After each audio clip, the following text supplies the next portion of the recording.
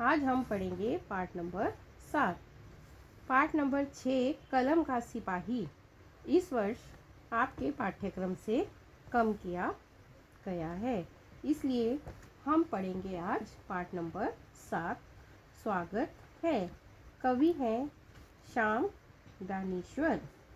सबसे पहले पढ़ेंगे हम कवि परिचय। श्याम दानेश्वर जी का जन्म फरवरी 1943 में हुआ।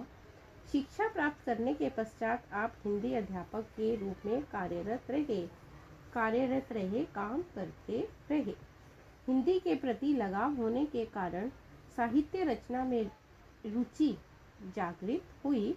प्रवासी साहित्य में मॉरिशियस शब्द होता है लघु भारत या छोटा सा भारत के कवि के रूप में आपकी पहचान है।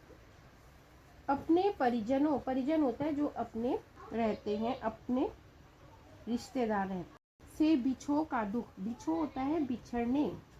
गुलामी का दंश, गुलामी का जहर और पीड़ा आपके काव्य में पूरी संवेदना के साथ भरी है।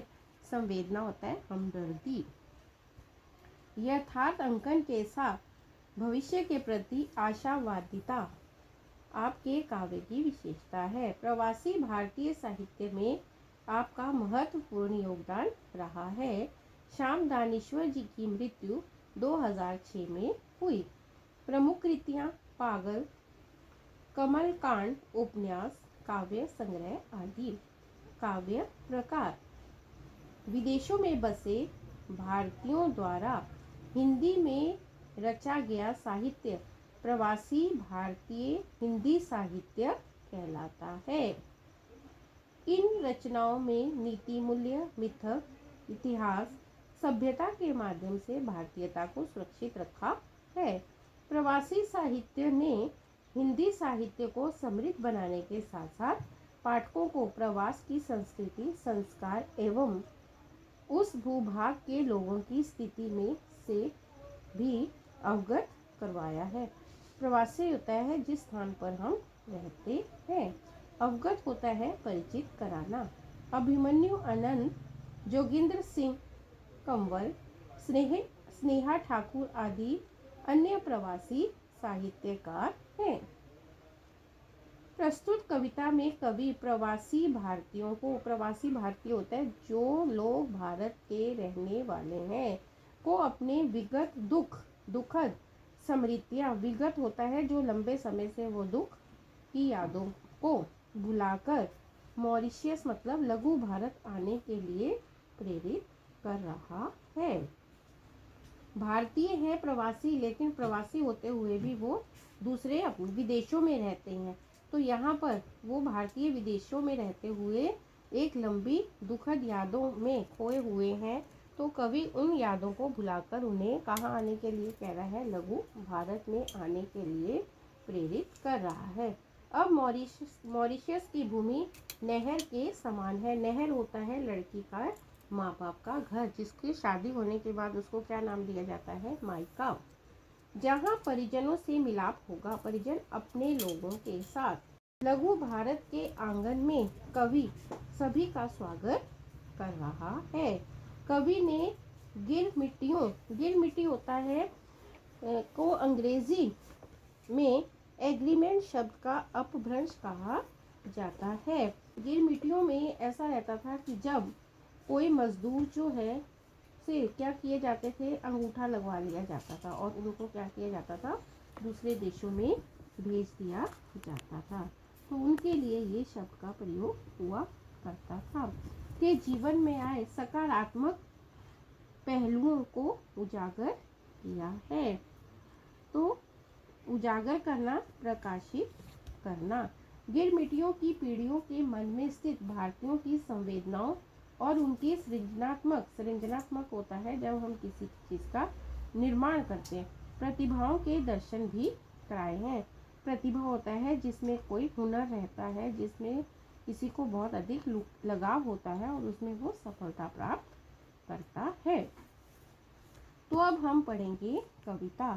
शीर्षक से ही स्पष्ट होता है स्वागत है। तो यहाँ पर कवि जो है वो अपने प्रवासी भारतीयों का क्या कर रहा है, स्वागत कर रहा है। स्वागत है, स्वागत है, स्वागत है।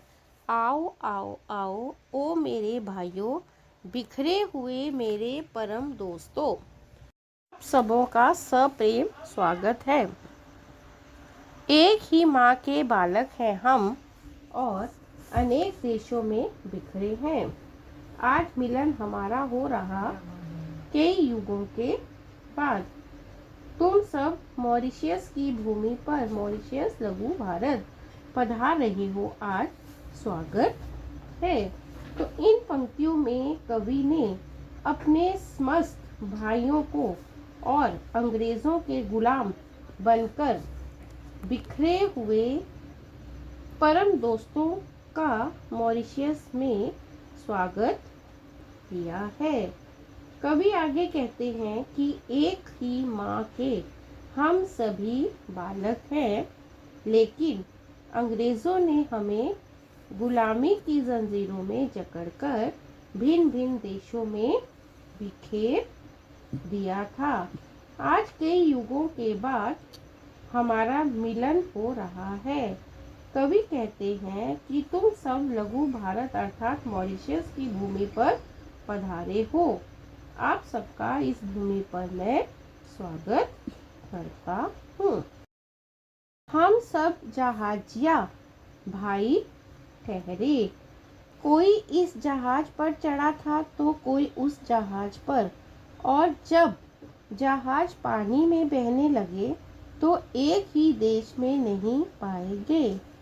लंगर पड़ा जब समुद्र तट पर, समुद्र तट होता है समुद्र का किनारा। ये लंगर शब्द का अर्थ जो है, लोहे का वह कांटा जिसे जहाज खड़ा करने के लिए जंजीर से बांधकर समुद्र में गिरा देते हैं। हक्का बक्का ताकने लगे। हक्का बक्का होता है हैरानी के साथ, ताकने लगे मतलब देखने लगे। अरे कहाँ आ गए हम इतनी दूर, अरे मेरे भाई भतीजे कहाँ हैं। इस जहाज में जगह नहीं थी, फिर उस जहाज पर भी तो चढ़े थे, स्वागत है।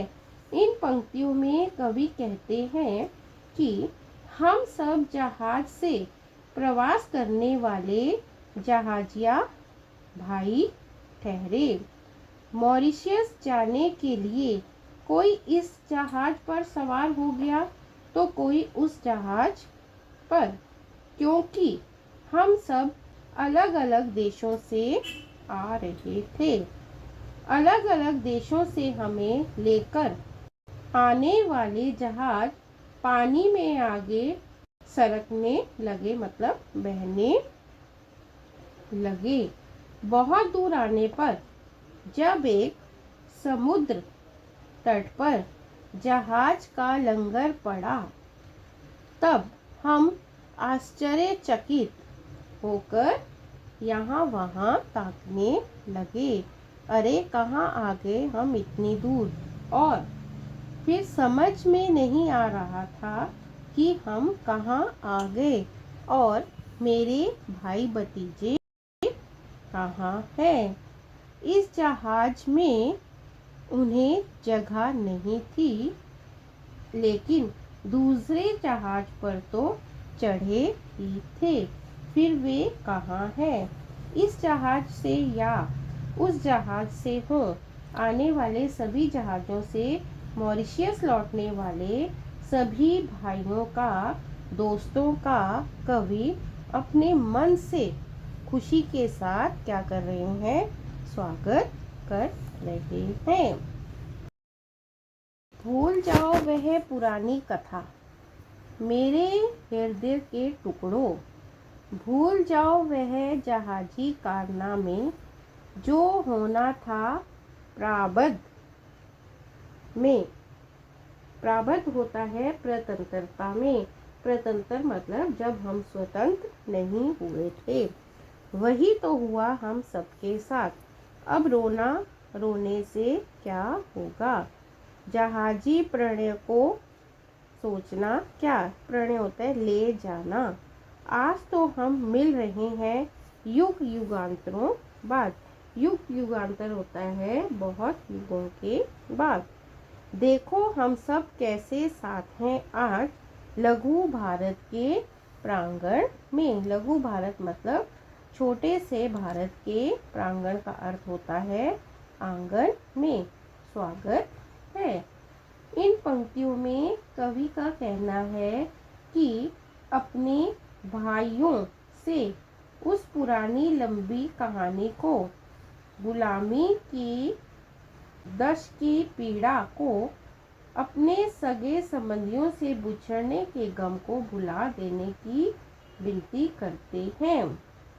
कवि का कहना है कि हमने जिगर के टुकड़ों से कहते हैं, कवि कहते हैं कि स्वतंत्रता के कारण अंग्रेजों ने हमें क्या बना दिया था, अपना गुलाम बनाकर जहाजों में बिठाकर अलग अलग देशों में भेज दिया था। यह इतिहास था, अब उसे भूल जाओ। जो भी हमारे नसीब में था वह सब अब हो चुका, अब उसे याद कर हम क्यों रोएं। जहाज आकर हमें जबरदस्ती ले गए, वह हमारा भूतकाल था, वह हमारा क्या था, बीता हुआ समय था। युग युगांतरों के बाद सही, लेकिन आज हम मिल रहे हैं, यह वास्तविकता है और यह हमारे जीवन की सच्चाई है। यह नज़ारा कितना सुंदर है कि आज हम लघु भारत के विशाल आंगन में एक दूसरे से मिल रहे हैं। कवि इन सारे बांधवों का, दोस्तों का मॉरिशस में स्वागत करते हैं, जो बहुत लंबे समय के बाद आज एक दूसरे से मिल रहे हैं। तो इस कविता में कवि ने प्रवासी भारतीयों को अपने दुख भरी यादों को बुलाकर भारत की भूमि पर आने के लिए आमंत्रित किया है और कवि बहुत प्रसन्नता के साथ उनका स्वागत कर रहा है। कविता की अगली पंक्तियों को हम अगले वीडियो में पढ़ेंगे। धन्यवाद।